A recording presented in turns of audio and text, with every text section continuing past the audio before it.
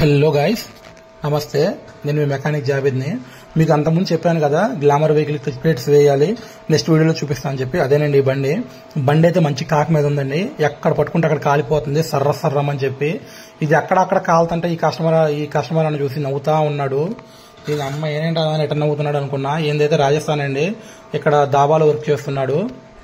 So బండి చూస్తున్నారు కదా, ఆ బండికి క్లచ్ ఓడి తీయాలంటేనండి 8 బిట్టు, 10 బిట్టు, 12, 13 రింగు, లేకపోతే బిట్టు 17 బిట్టు, తర్వాత క్లచ్ పుల్లర్ ఒకటి కంపల్సరీ కావాలండి.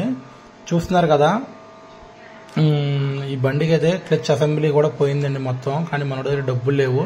సరే అన్న, క్లచ్ అసెంబ్లీ మొత్తం వేసుకోకపోయినా క్లచ్ సెంటర్ అయినా వేసుకో అన్నా అంటే దానికి కూడా డబ్బులు లేవన్నా. నా దగ్గర క్లచ్ ప్లేట్స్ అయితే ఇంజన్ మార్చి చాలా అన్నా అని చెప్పాడు. సో దీనికి క్లచ్ ప్లేట్స్ అయితే నేను ఎఫ్సీసీ వాడుతున్నానండి. ఎందుకంటే ఎఫ్సీసీ అయితే 550 రూపీస్ ఉన్నాయండి. ఒరిజినల్ వేసుకుంటే 730, 720 దాకా ఉన్నాయండి. కానీ మనోడి దగ్గర ఒరిజినల్ వేసుకునే కాడి క్లచ్ అసెంబ్లీ మొత్తం వేసుకుంటే ఇంకా చాలా బాగుంటుంది. కానీ మనోడి దగ్గర అంత అమౌంట్ అయితే లేవు. ఎలాగో బోర్ చేసుకోవాలి కన్నా, తర్వాత చూసుకుంటా అని చెప్పాడు.